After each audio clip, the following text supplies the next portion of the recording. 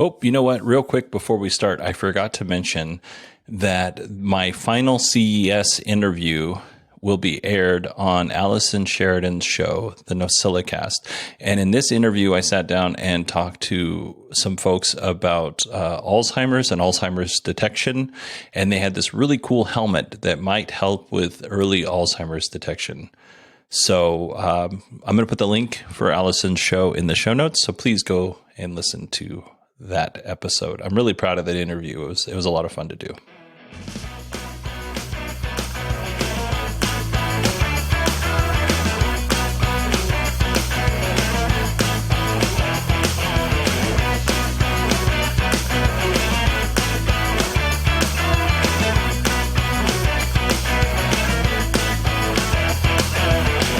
Hello, everyone, and welcome to Kilowatt. My name is Bodhi, and I am your host, and this is episode 351. I was going to make a big deal about episode 350, but I completely forgot. Or at least I think I did. I'm pretty sure I forgot. It's been a long week.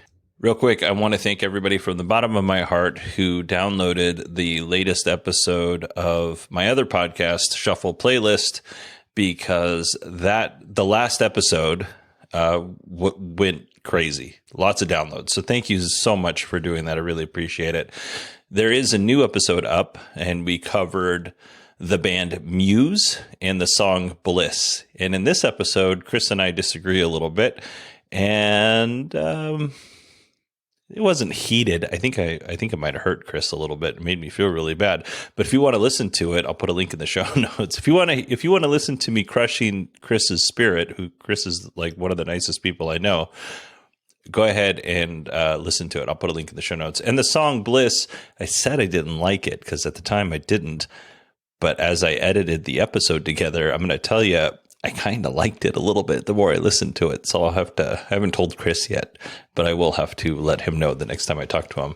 All right, let's get back to this podcast. I'm actually recording on a Sunday because this show is probably the biggest show I've ever done to date. I actually started writing notes a week ago, last Sunday, because I was like, I want to get ahead of this because I have a busy week. Well, the amount of news this week was absolutely crazy. I pulled information from 53 articles. Like, this show is based off of 53 articles that I read. I actually looked at way more articles than 53, but this show I actually pulled information directly from 53 different articles, whether it was small or a lot. 53. That's a huge number for a weekly news show. We're not going to talk about 53 different things. Those articles involved some of the same stuff. I just got different information from different places, different sources, but I still had to read through all that stuff. I actually wrote 16 pages of notes, and I have a word count of 4,022 words. Now, that may not seem like a lot, but I don't write everything down that I'm going to say. I use bullet points to give me a direction, and sometimes I read it as I've written it, but a lot of times I don't. I just use the bullet points as a reference because I know maybe what I wanted to say when I wrote it, but the way I write and the way I talk aren't exactly the same thing. So yeah, it's just a lot. I'm just letting you know this is going to be a long episode. So if you don't want to listen, stop now because we're going to get into it. But if you do want to listen, you're in luck because I did a lot of research for this show and I think it's going to be fun and entertaining. All right, let's jump into our EV news. New Jersey will end sales of ICE cars by 2035. New Jersey joins New York, California, and the European Union of the banning of ICE cars. I don't know if they all have the same date, 2035, but they're all banning them. Volkswagen teased a video on Twitter of an unknown EV. All that you see are the tires and a little bit of camouflage, and the vehicle is quietly traveling across an icy landscape. You just hear the tires traveling over the snow and the ice, that little crinkling sound. At the end of it, there's just a little bit of writing that comes up, a little bit of text that says coming soon. And what's coming soon? I'm not sure, but it may be a EV version of the Tiguan because Volkswagen announced that they would be building a EV similar to the size of the Volkswagen Tiguan, which I think is fantastic. It might be called something else. I'm going to guess it's, going to be called ID and then a number, but I could be wrong on that. This new vehicle will be built on the new and improved MEB platform. And as we get more information, I will be sure to keep you up to date. VinFast is creating partnerships to help launch in the United States and Europe. In the United States, I'm laughing because of what I'm going to say in just a little bit here. In the United States, US Bank will be the preferred financing/leasing partner. In Europe, VinFast is opening stores in Germany, France, and the Netherlands. They have a partnership with E.ON Drive for AC and DC charging stations. They have over 200 charging points planned. And then this is what I was laughing about. Last week, I mentioned that Vingroup has plenty of money, and if they went out of business in the United States, it wouldn't be because of money. Fun story this week. Vingroup founder Pham Nhat Vuong, I am totally saying that wrong, but I looked it up several times to see how to say it. Hopefully, I came at least a little bit close. He has said that he will no longer be investing his own personal fortune into VinFast. So Vingroup's founder said, I'm not giving any more money to VinFast. Vingroup's founder, Vingroup, and other investors have invested $7.5 billion into VinFast. That's a lot of money. I wouldn't read too much into this, though, just because, he said he's not going to invest any more of his own money doesn't mean that they're not going to get backing from Vingroup or any other outside entity. He's just saying, you know what? As far as my own personal money, I've put enough into this and I'm not going to put any more into it. That doesn't mean they won't seek other investors at some other point in time. That just, whatever. What I'm saying was I was wrong. It could be that they actually run out of money. Is really where that's coming from. Some good news for VinFast. VinFast has been given the okay to start construction on their EV plant in North Carolina. So that's good news for them. And that concludes our VinFast news. Let's go ahead and move over to our Ford news, which we have quite a lot of this episode. At Ford's Q4 2022 earnings call, Jim Farley mentioned that Ford fell short of their own expectations. If you remember, they were very contrite in the way that they were speaking, and the executive team took a lot of the blame, Jim Farley taking the most of the blame. We now know that Ford plans on doing the following to improve profitability by 8%. That might not seem like a lot, but when you're a company the size of Ford, 8% can be significant. They're going to do a better job at production scheduling. Just by doing this, they could reduce cost by $2.5 billion, which makes you think, why weren't you doing it before? They're also going to produce new LFP batteries. LFP batteries are great. They're more affordable than the nickel, manganese, cobalt batteries.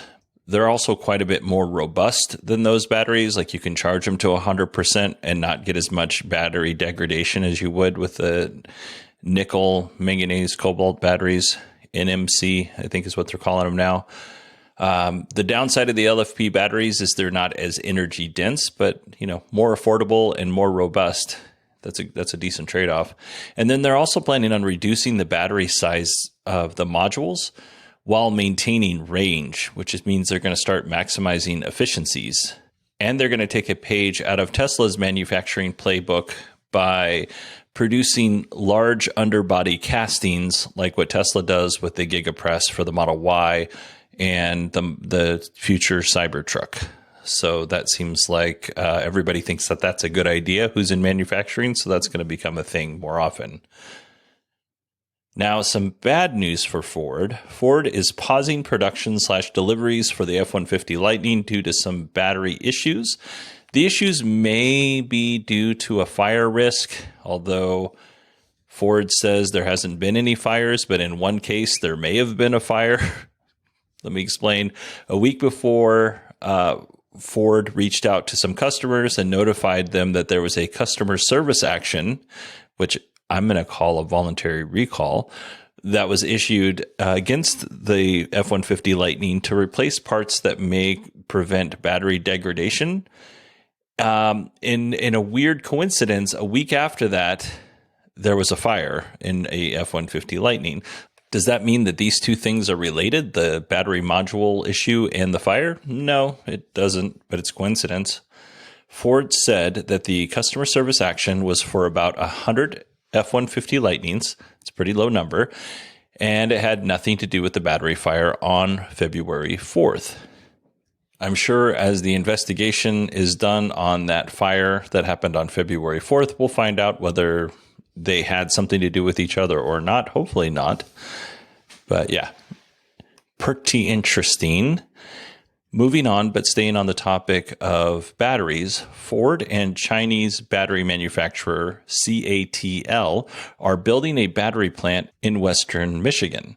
This will create about 2,500 jobs. That's the good news. That's great news. Here comes the bad news. Former presidential candidate and current Florida Senator Marco Rubio wants an investigation into Ford's recent announcement of the partnership between them and CATL. Rubio is concerned about the tech transfer within the deal, and he wants the Committee on Foreign Investment to investigate it. That's foreign investment in the United States. I don't know what specifically Marco Rubio is concerned about. CATL currently supplies batteries for BMW, Daimler, Hyundai, Honda, Tesla, Toyota, VW, and Volvo. Now, I realize that those aren't American companies except for Tesla. But, I mean, why wouldn't you be concerned that Tesla was sharing tech with a Chinese battery manufacturer? And why are you only concerned that Ford is? I would imagine that all these companies have to share some of the technology that they're putting in cars with their partners. So I'm not really sure what's going on here. It would seem to me that CATL knows more about battery manufacturing than Ford. I don't necessarily think this is a ridiculous request. Like, if you think it should be investigated and you know something, you should probably ask. CATL, again, is a Chinese company, and U.S.-China relations are really strained at the moment, to say the least. We'll just not even talk about the balloons before that. But I hope this is a legitimate request and not some sort of nonsense political theater that sometimes happens in American politics. And I'm not even picking on Republicans here, because it happens on all of the sides. So, which I think I've been pretty clear on this, I think is really stupid. And I won't say any more so I don't get myself in trouble. You know what? I will say this. I expect that our elected officials, when we elect them, they go to Washington or whatever government level of government they're representing, and they act like adults. Like, I am supposed to go to my work and act like an adult, and I can't act like a petulant child. I expect politicians to do the same thing. I know that sounds silly on my part, but that's what I expect from them. Moving on. Ford made a big investment in Rivian in 2019. Originally, Ford was going to use the Rivian platform, or license the Rivian platform, to build EVs for Ford and Lincoln. We don't know which EVs they're planning on using the platform for. Initially, myself and some others thought they were going to use it for the F-150 Lightning. It turns out that was not the case.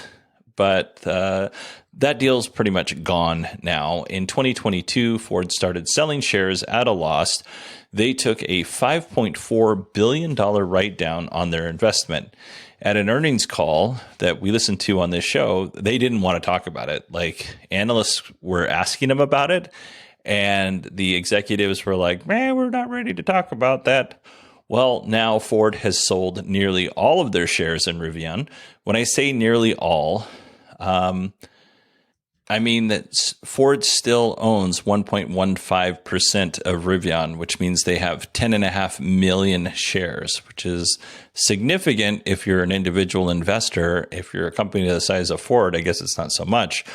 Unfortunately for Ford, they had to take a $7.3 billion write-down on their Rivian investment just recently. So, Yeah, that's a bummer. But even though Ford and Rivian are splitting up, they've agreed to remain friends. No word on what they're going to do with the dog that they adopted to try and save their relationship about a year ago. But I'll keep you posted. Let's talk about GM. We have quite a bit of GM news too. Not as much as the Ford. GM will have 7 EVs running on the Ultium platform, ranging in sizes and prices in 2023. That doesn't include the Bolt and the Bolt EUV because those two don't run on the Ultium platform. They will have the Chevy Blazer EV, the Chevy Equinox EV, the Silverado EV, the Cadillac Lyriq EV, the Hummer EV, the Hummer SUV EV, and the Bright Drop delivery van, which is the same as the Rivian delivery van for what's that company? Amazon. Now, Mary Barra wants to drive costs down to the point where GM can achieve a 20% margin on the $40,000 vehicle. Now, I'm not sure GM can achieve that or not, but I'm all for cheaper vehicles, so go for it, GM. Let's get away from cheaper vehicles, though, because, like gross. Cadillac is going to announce 3 new EVs in 2023. We don't know what they are as of yet, but we do know that Cadillac's only built about 1,000 Cadillac Lyriqs, which I was actually kind of surprised by such a low number. Now, if you're not interested in the Cadillac Lyriq, you might be interested in the Cadillac Celestiq. Hopefully I'm saying that right. Production for that will begin in 2023, at the end of 2023, with deliveries in 2024. There's one downside to this car, and it costs $300,000. Now, if you have that much money to spend on a vehicle, it's probably not a downside. But if you don't, it'll probably prohibit you from purchasing this vehicle because it costs $300,000. Has a Cadillac ever cost the equivalent of $300,000 in the history of the company? I know they're not a cheap brand, but man, that seems like way outside of where they normally play ball. If you know, email me. It's Bodie, BODIE at 918digital.com. Now, Magna International, we're almost done with GM. They will supply the battery enclosures for the 2024 Chevy Silverado EV. They also build the enclosures for the Hummer EV. So I'm curious if they're the same battery enclosures. It would make sense that they would either be close or the same because that would end up saving GM money. Moving on to Dodge. Dodge debuted the Ram Rev at CES. It looked amazing. Well, when the Super Bowl came through, Dodge debuted the Ram Rev 1500. It was a very funny commercial. We actually talked about it on the show. My first impression of the Rev 1500 is it looks like every other Dodge truck on the road currently, or newer Dodge truck. Like in January, we got this revolutionary looking truck, right? And in February, we just got a truck. So yeah, I'm not disappointed. I'm just mad. No, I'm just kidding. I don't know why Ford would show off the Ram Rev, which is this great looking truck, and then put out an EV truck 1 month later that looks nothing like the concept. Like, I get it at CES and you kind of got to make a splash, but man, it's not a bad looking truck. Like, I wouldn't throw it in the trash if somebody gave it to me. But on the other side, it's not what I got excited about in January. If I had never seen the Ram Rev at CES, I think I would have more positive things to say about the Rev 1500. But because we saw the Ram Rev and all the cool things that it could do as a concept, and then a month later they put out the Ram 1500, I'm not as excited about it. Still a good truck. If the price is affordable, I'm still looking for a truck to purchase, and I would definitely consider it. We don't have a lot of information at the moment on this truck in terms of specs or pricing. We do have lots of vague promises like superior range, payload, towing, and charging time, but no hard numbers. We do know that production will begin in late 2024. At one point in time, you could join the RAM Insider program for a $100 deposit, which is refundable, but RAM has closed the Rev Insider program just 5 days after opening it. Now let's jump back real quick to the Ram Rev that was showed at CES. That was an amazing looking truck. One of the cool things that they had was this wireless charging solution that it sat on a dock like a Roomba, and when the car was parked, the wireless charging solution would drive underneath the pickup truck and charge the truck, right? And when it was done, it would drive away. It would, roll away back to its dock, just like a Roomba or a robot vacuum, right? Stellantis is partnering with HEVO, H-E-V-O, for a wireless charging solution. Now, Stellantis owns Dodge, if you don't know. Hilo and Stellantis will start the testing process, the wireless level 2 charging testing process, on a Chrysler Pacifica plug-in hybrid, which is cool. It doesn't have a very big battery, so probably a good place to start. If that goes well, then they'll start expanding the program. Now, here's where it's kind of relevant to this show.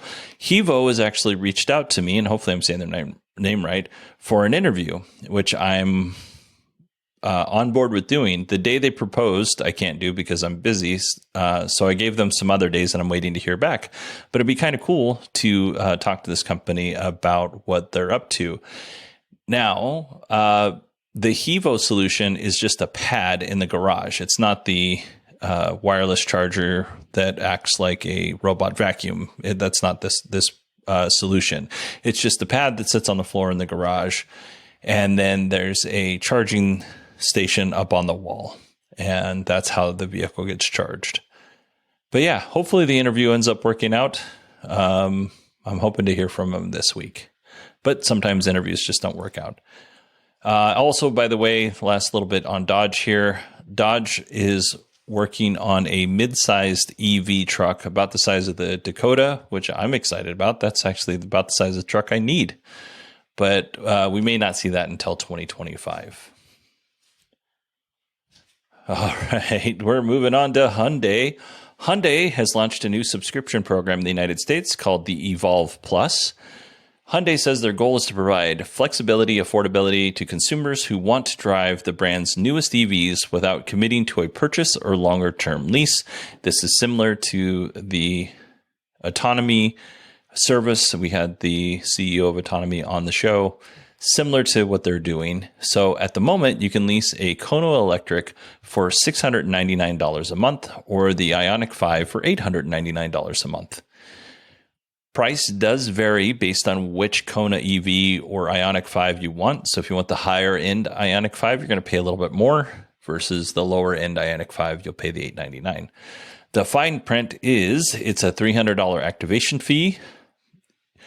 Whoever leases the vehicle or subscribes to the vehicle, because it's not a lease, is the person who is allowed to drive the car. And one additional person can be registered to drive the vehicle. The subscription period is considered 28 days. So it's not quite a month. So you're going to pay $899 every 28 days. You can cancel anytime within that 28-day period. Other subscription services might require you to have a 3 to 6 month commitment. According to Hyundai, I don't know what other subscription services they're talking about, because I think Autonomy was you could just turn it in at the end of the 3 months, but you had to pay $1,000 up front. So, or you could turn it in at the end of the month, but you had to pay that $1,000 up front. So that might not be what you want to do. It might not be the most economical option. Some more of the fine print here is you need to be at least 25 years old. You have a 3-year driving record, a valid U.S. driver's license, a credit score of at least 650, and a credit card with your name on it. Now, what's included? Well, you get 1,000 miles a month or 1,600 kilometers. And if you don't use that 1,000 miles in that month, you can roll it over to the next month, which is pretty good. It includes insurance, maintenance, although on a new electric vehicle, there's not going to be a lot of maintenance, registration, and roadside assistance. What it does not include is charging. So you won't get free charging with this plan. And then on top of that, you can't drive for a company like Uber, Lyft, or any other ride sharing company, or DoorDash or Instacart or anything like that. I don't know how they would find out if you did, but you signed a contract saying that you won't. If this is something that interests you and you live in the United States, you can sign up via the Hyundai Evolve app. It's pretty simple. I actually signed up for the app. I didn't actually get a car because there's nothing in my neighborhood and I'm not interested in spending $899 on an Ioniq 5. But it looks like it's a pretty simple process. I downloaded the app and basically was told there was nothing in my area. So I put in a different zip code and I was able to see the cars available in that zip code. All right, that concludes our EV news on this episode. Normally at this point, I would do a Patreon plug, but because this is going to be a longer episode, I'm going to skip that. So if you're interested in supporting the show, there's links in the show notes on how you can support the show. I'd appreciate it if you gave it a peek. But please don't feel pressure on supporting the show one way or the other. All right, moving on to our Tesla news. Every now and again, I like to look at the price of what it would cost to put a Tesla solar roof on my house. At one point, when I first moved into the house, it was right around $75,000 without incentives. Now, I just looked, and now it's $138,000 to put a solar roof on my house. That'll be for a 9.36 kilowatt system. If I wanted a bigger system to future-proof, that would be an additional $7,000. That would be $145,800 for a 13.61 kilowatt solar roof, which is insane. If I wanted power walls, I would have to pay another $21,000 on top of that. Now, there are incentives available. There's a 30% federal tax credit. And then, other local tax credits depending on where you live. But $138,000, that went up by a lot of money from 75 to 138. That's insane. Anyway, I highly encourage going to Tesla's website and trying this for your home. It's a fun game. You should try it. It'll make you sad. In March, which is just coming up, we may be hearing about a new Gigafactory in Mexico. And this is a rumor, but seems like it's heading that direction anyway, that we're going to get a Gigafactory in Mexico. Just where is the question. Tesla has decreased the price of the CCS to Tesla connector. I know it's called the North American Charging Standard or whatever now, but I can't remember what it's called. So we're just going to say the Tesla connector. So this allows you to pull up to a CCS charging station and charge your Tesla. This was originally $250, and now it is $175, which is a nice little break of $75. In Canada, it's $240 Canadian, down from $340 Canadian. So the Canadians get a nice $100 Canadian break. Let's see here. Tesla Investor Day is coming up on March 1st. Elon clarified on Twitter what investor means in this case, because you would think that Tesla Investor Day means actual, investors coming and learning about the company. But this is what Elon had to say. Looking forward to Tesla Investor Day on March 1st. By this, we mean the broadest definition of investor, as in people and life of Earth, basically is everybody. It will be a message of good hope and positivity for the future, and hopefully it is. I hope it is. I think at the time of this recording, we're about 10 days away from Investor Day, from the Investor Day presentation, and I kind of wrote down some thoughts of what's going to be included. Now, I'm just going to give you the bullet points here because we're on a time crunch. I think Tesla's going to talk about obviously the master plan, because that's what they've already said they're going to talk about. I think they're going to have some Gigafactory information. I think they're going to talk about the more affordable car and the new architecture / platform that they're going to build that car on. I think they're going to talk about hardware 4 and when it's going to be available and the capabilities. I think we're going to get a supercharger update, although it's probably going to be small. And I think we're going to get the Cybertruck details. And if we don't get the Cybertruck details, I'm going to go absolutely insane. but we'll see what happens. What do you think that Tesla's planning for Investor Day? Send me an email, and I'm going to read these on the air if you send them to me, just so you know. But send me an email. It's Bodie, BODIE, at 918digital.com, and I'll only use your first name. I won't use your last name. Or if you have a made-up name you want me to use that, I can use that as well. All right. Let's see. The Biden-Harris administration is looking to subsidize EV chargers across the U.S. so that they are convenient, reliable, and made in America. We've talked about this in the past, so I'm not going to go into all the details on this. The Biden administration has asked Elon and Tesla to open up Tesla superchargers to all EVs. Musk met with Biden officials about the matter. So this is really weird because Elon has already said that they're going to open up the supercharger network to other EV makers. And they even opened up the Tesla charging connector, which is the North American Charging Standard connector. Yeah, I looked it up. My point is the Biden administration asked Elon to do something that he had already said that Tesla was going to publicly do. And by the way, with this North American Charging Standard connector that they have, it's probably going to benefit Tesla if people actually, or if manufacturers actually adopt this, more than it's going to benefit the manufacturers, but that's neither here nor there. Speaking of benefiting Tesla, Tesla's going to benefit a whole lot by opening up the supercharger network. They're not planning on opening the whole supercharger network, but they are planning on opening 7,500 superchargers by the end of 2024. Now, that doesn't mean that they won't eventually open up the whole supercharger network, but the goal is 7,500 by the end of 2024. If Tesla doesn't open up the charging network, they're going to lose out on $7.5 billion in subsidies, which is quite a bit. So here's the thing.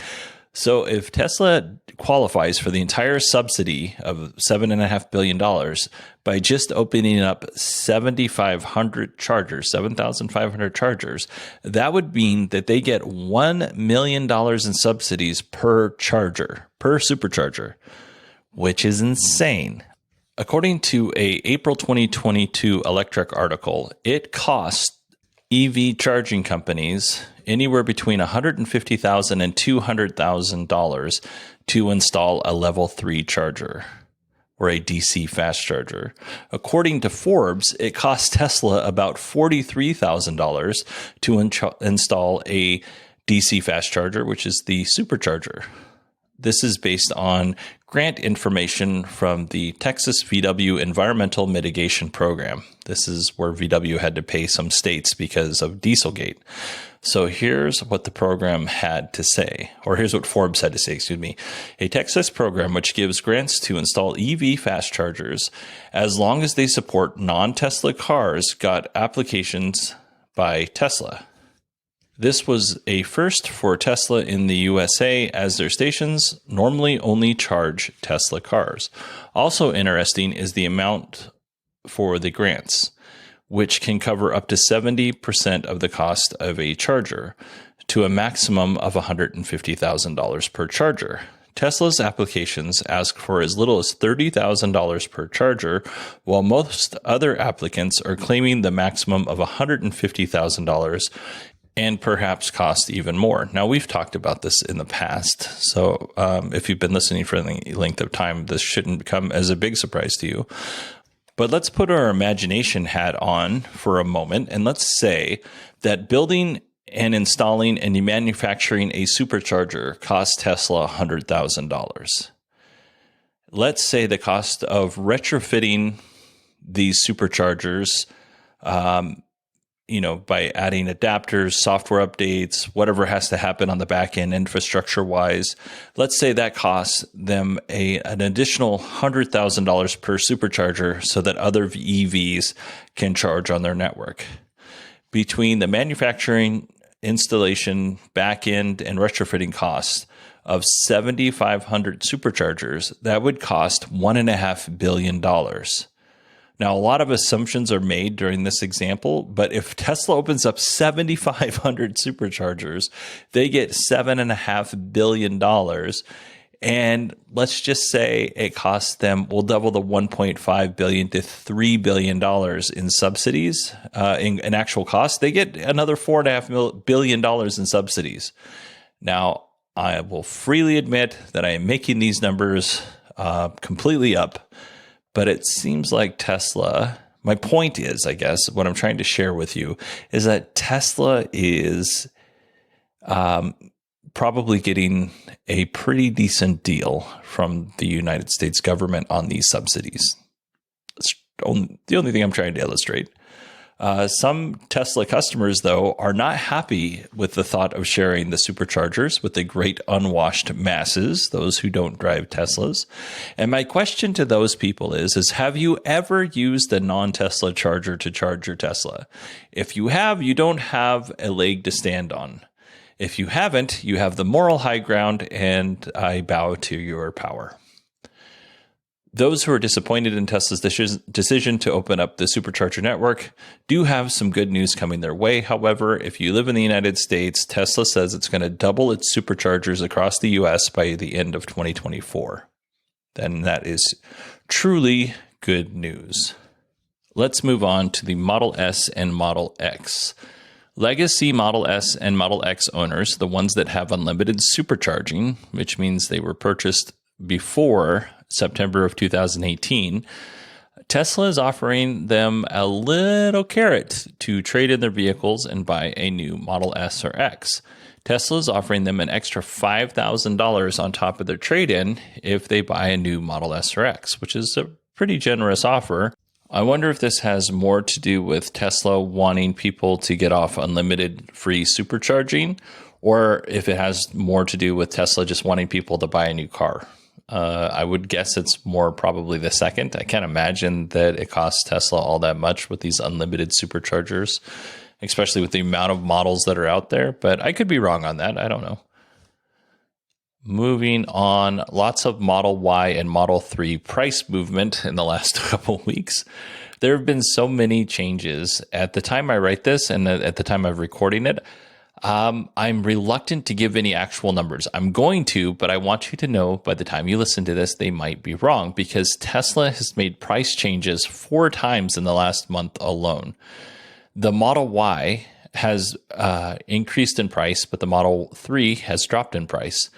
For a short time, I looked at the existing inventory for the Model Y, right? This was on a Friday a couple weeks ago. And the Texas-built 4680 all-wheel drive Model Y was around $50,000. I was like, ooh, that's nice. I'm going to have to talk to my wife about this. And then I looked again on Monday, and it was $53,990 with no upgrades. That was just the base price of the vehicle. A Model Y long range is currently $54,990.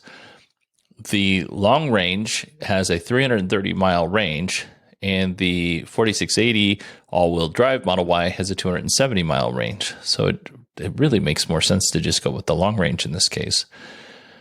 Despite the price changes, there's still good news for Tesla in regards to the Model Y. According to Inside EVs, they are reportedly sold out for Q1 2023 of the Model Y. So that's pretty impressive.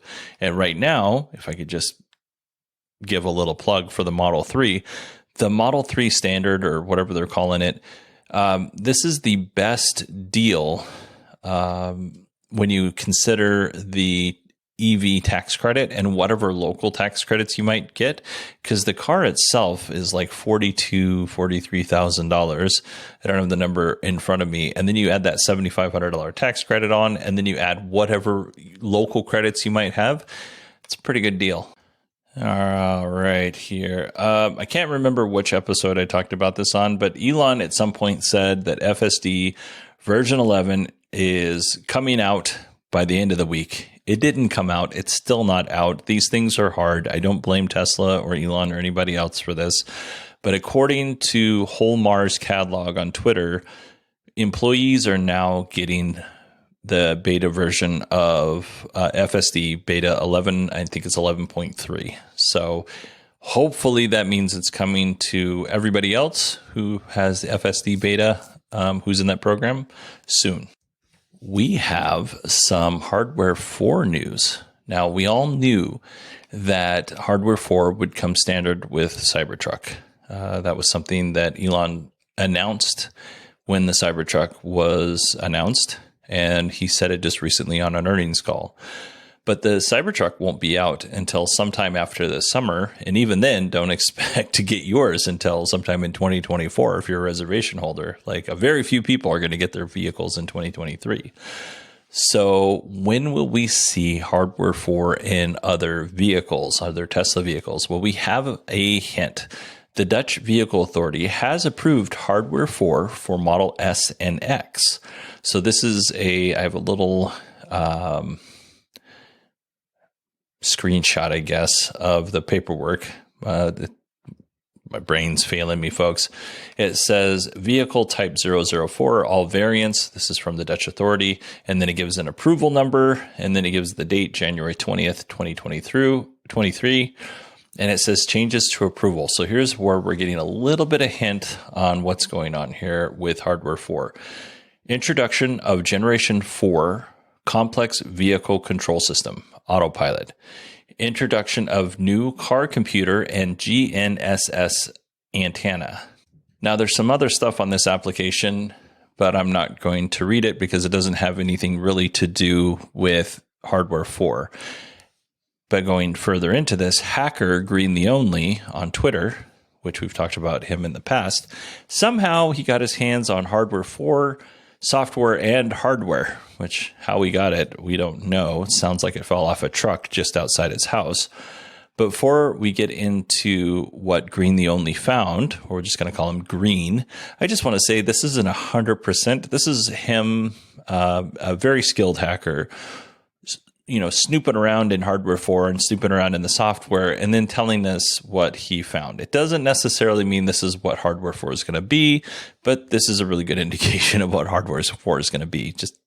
I just want to say this isn't gospel until Tesla actually announces it. FYI, we don't know which generation software he got. We don't know which generation of hardware 4 he got. Maybe he's working with something that isn't up to date, is what I'm saying.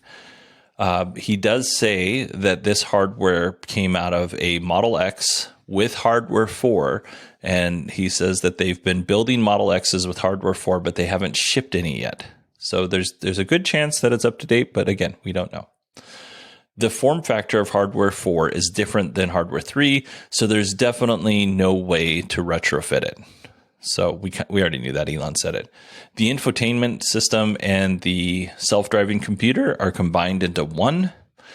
The hardware 4 has a higher power consumption than hardware 3, and we would expect this if it's supposed to be more powerful computer than what hardware 3 was. Tesla is using a 20-core Samsung Exynos-based chip, which I don't know if that chip's been altered specifically for Tesla, or if it's just a standard Samsung Exynos chip. It'll have 20 cores, which is 8 more cores than what hardware 3 has. Improved redundancy. Sounds like we're getting more cameras. It's going to increase from 8 to 12, although that could really be 8 to 11 with one connector as a spare. We don't know 100% yet. It'll possibly have 2 cameras in the bumper, and the GPS system will have a tri-band antenna. So that's exciting. So when are we going to see hardware 4 in Tesla vehicles that aren't the Cybertruck? Well, the answer is we don't know. In the Model S and X, it's probably fairly soon in Europe, I'm guessing, which is, since they make all the Model S's and X's here in the United States, it's probably wherever there's a Model S or X sold, soon it will have a hardware 4 system in it. When will we see it in the rest of Tesla's vehicles? I'm not really sure. Tesla is going to start Cybertruck production this summer, right? They're only going to produce a few vehicles during that time. I can't imagine that they're going to, hold hardware 4 from the other vehicles just because Cybertruck hasn't hit, full production. So my guess is, and this is a guess, this is not reality, that we'll start seeing these vehicles during the summer, the hardware 4 vehicles in the summer sometime. Maybe they'll start with the higher end, Model S and Model X's, and and then that'll work into the higher end Model 3s and Model Ys, and then eventually work its way down into the lower priced Model 3. I can't imagine that they're going to put hardware 4 in like the $43,000 Model 3 right out the gate, because they want to encourage people to upgrade and spend a little bit more money. But I could be wrong on that. Tesla does things that I'm certain they're going to do one thing, and then in reality they do something else entirely. So guessing is futile at this point. But pretty exciting. In 2023, we're definitely going to see some vehicles with hardware 4 in them, and I'm excited to see what they can do. Initially, they're not going to do that much. They will probably have less functionality than hardware 3 for a while, but once hardware 4 gets up and running, I'm excited to see what it can do. While we're on the topic of full self-driving, the National Highway Transportation Safety Administration has initiated a recall of 362,758 Tesla vehicles. These vehicles were built between July 16th, 2017 and July 18th, 2023. If you're curious if your vehicle qualifies, you can go to the National Highway Transportation Safety Administration's website, and you can enter your VIN, and it'll tell you if you qualify for the or if you're part of that recall or not. The issue is with the FSD suite, and here is what the paperwork from the National Highway Transportation Safety Administration says. Tesla Inc. is recalling certain 2016 to 2023 Model S, X, and 2017 to 2023 Model 3 and 2020 to 2023 Model Y vehicles equipped with full self-driving beta, software, or pending installation. The full self-driving beta system may allow the vehicle to act unsafe around intersections, such as traveling straight through an intersection while in a turn-only lane, entering a stop sign controlled intersection without coming to a complete stop, or proceeding into an intersection during a steady yellow traffic signal without due caution. In addition, the system may respond insufficiently to changes in the posted speed limits or not adequately account for the driver's adjustment of the vehicle's speed to exceed posted speed limits. So in the past, I've said that I'm not going to talk about any recalls that NHTSA initiates unless it is an actual recall that includes something being fixed, manually fixed or replaced hardware-wise. I wasn't going to talk about software updates. Well, this is one of those ones that's a software update, and I think it's significant. And the reason why is because the days are limited where Tesla and other companies can be building their ADAS systems out and just release an update without some sort of government oversight or approval.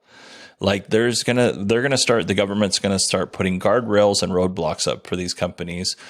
And a little bit of it has to do with Tesla and Elon and promises made and promises not kept. Now, this is somewhat my opinion, but this is also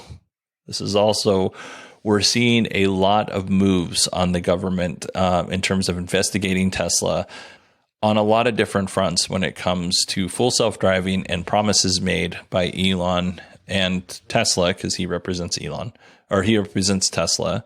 And in a lot of ways, I agree with what the government's doing here, because I don't want some company out there just willy-nilly releasing this stuff. Like, I actually trust Tesla. I think they're doing a pretty good job. I think that they need to dial back the optimism a lot, but I actually think they're doing a pretty good job on what they're offering and what their cars can do. They're not perfect, which is why you need to dial back that optimism and set up a realistic expectation. Having said that, one day there might be an automotive company that's out there and they're just willy-nilly putting this stuff out and making promises, and it definitely doesn't live up to its promises, and it's actually hurting people. I don't want that to happen either. Now, one of the things that Elon was frustrated with is that they're calling this a recall, because Elon said, this is not a recall. Basically, he says that this is using recall for an over-the-air update is wrong. And I'm paraphrasing on this. And I do agree with him in this case, because, like I said before, there should be a part that needs to be fixed or replaced for a recall. I think there should be alerts for things that need to be fixed by a software update. And I think these alerts should be coded or given some sort of levels so that people are aware of how important the issue is and what the issue is. So in this case, like, let's just say this would be a software update, but it would be a high alert. And that way people would know, like, hey, you really need to pay attention to this and be aware in these situations that the car could fail to obey local laws, right? And then there's going to be an update on April 15th to correct this issue or improve it. So, yeah. Oh, and by the way, I do think it's kind of funny that this is a recall or an update, because this is likely something that Tesla's also been working on for a while now, and they would have fixed anyway. So I would imagine that if the National Highway Transportation Safety Administration did not get involved, this would get improved without their intervention. I know I'm giving you a lot of contradictory views today. just where I'm at. There's things that need to be addressed on many sides here. All right, let's move on to our final story of this episode. Tesla employees in Buffalo, New York sent Elon an email notifying Elon and Tesla of their intent to unionize. This comes from Automotive News, by the way. One of the concerns employees involved in unionization efforts have is that Tesla is putting a lot of pressure on them, and it's impacting their health. The employees in question work on labeling data for Tesla Autopilot. Some of these employees have complained about Tesla logging their keystrokes to make sure that they stay on task, which would drive me up the wall if I was being micromanaged and looked at that closely. Some employees feel pressure that they can't take a bathroom break because if they leave their computer, it's going to affect their performance, and all of that stuff is being tracked. Some employees have complained that they are treated like robots. In the letter sent to Tesla, here's a little excerpt. Unionization will further accelerate the world's transition to sustainable energy because it will give us a voice in our workplace and in the goals we set for ourselves and accomplish. Now, in my experience of working for businesses, which I have plenty of, because even though I've been a firefighter for 20 plus years, I've had side jobs, and some of those have been corporate-y side jobs. And no matter how good you do the previous month, they're going to push the next month even further. So if you beat a goal in February, they want you to beat that goal again in March. Like, there's no realistic expectation of, well, March is usually a down month. No, that's not in their head. They set the goals high. So I understand where they're coming from this. When you unionize, and I'm a proud union member, I fully recognize that unions have issues, but by and large, I think they're a good thing. One of the things, or some of the things that you look for when you unionize, is you want to say in wages, hours, and working conditions.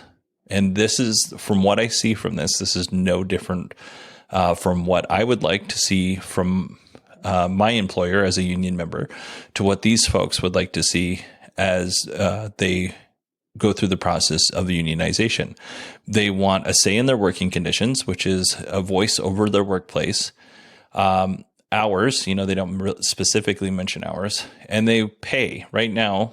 Pay for a labeler currently starts at $19 an hour. I don't know how expensive it is to live in Buffalo, New York, so I can't tell you if that's a good starting wage or not. I can tell you in Phoenix, it's okay. It's not great. They want more job security. They want less scrutiny over hours and output. There you go. There's the hours. Tesla has a new policy that prohibits workers from recording workplace meetings without all participants giving permission. These workers are saying that violates New York's one-party consent law, and it also violates federal labor law. So you may be thinking, why would Tesla, what reason would they have to ban people from recording workplace meetings without all participants giving their permission. Why, that doesn't make any sense. How does that have to do with unionization? Well, I'm not saying Tesla's doing this because I don't want to get sued. And someday I would like to order one of their cars and not to have Elon cancel it. So I'm not saying that they're doing this, but what a lot of big companies will do is when these unionization efforts start forming and as they evolve, they'll bring people into meetings and tell them, well, if you join a union, all of these bad things are going to happen to the company. And that's fairly common. Again, I'm not saying Tesla's doing that, but we've seen where other people have recorded these meetings from big companies, and in a roundabout way, they're trying to do union busting. But they can't call it union busting because that's against the law. You can't keep people from organizing. So that's why that would be significant. Again, Tesla legal. I'm not saying that you're doing that. I'm just saying that some companies have done it in the past. Another thing that companies do is they try and limit conversation between workers. They try to say, oh, you can't talk about this kind of thing at work or that kind of thing at work, right? There was an internal chat board at Tesla where employees could discuss their issues with the company, and Tesla has reportedly put that a stop to that. They can no longer do that. Which is a bummer. And Elon has tweeted in the past that he can't stop Tesla employees from unionizing, but he also made veiled threats about Tesla's generous stock options going away if they were unionized, because Tesla wouldn't be able to do that, which is not true. And the National Labor Relations Board found that Elon had gone too far with that tweet, and he deleted it.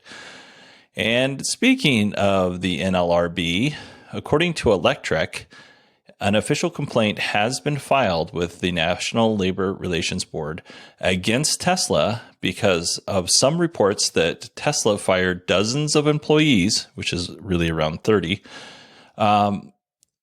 involved in union. I'm almost done. Involved in unionization attempts at the Buffalo, New York facility. So these folks sent a letter to Elon, and then all of a sudden, some of these folks were let go. In the filing, it says the following.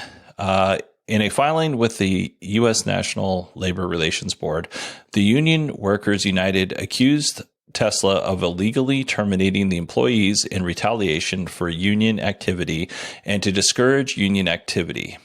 The union asked the labor board to seek a federal court injunction to prevent irreparable destruction of employee rights resulting from Tesla's unfair conduct.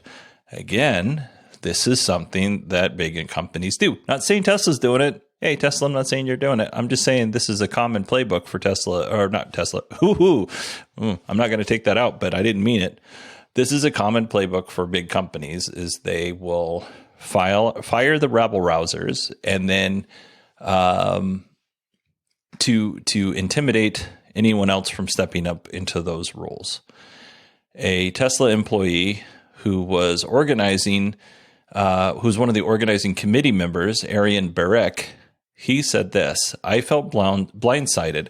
I got COVID and was out of the office, and then I had to take a bereavement leave. I returned to work. I was told I was exceeding expectations, and then Wednesday, which was July 14th when these folks were fired, came along. I feel strongly that this is in retaliation to the committee announcement, and it is shameful. Now, Tesla initially did not respond to requests for information on this topic, but they did write a blog post eventually. Here's the blog post. It's pretty short. There is a false allegation that Tesla terminated employees in response to a new union campaign. These are the facts behind the event.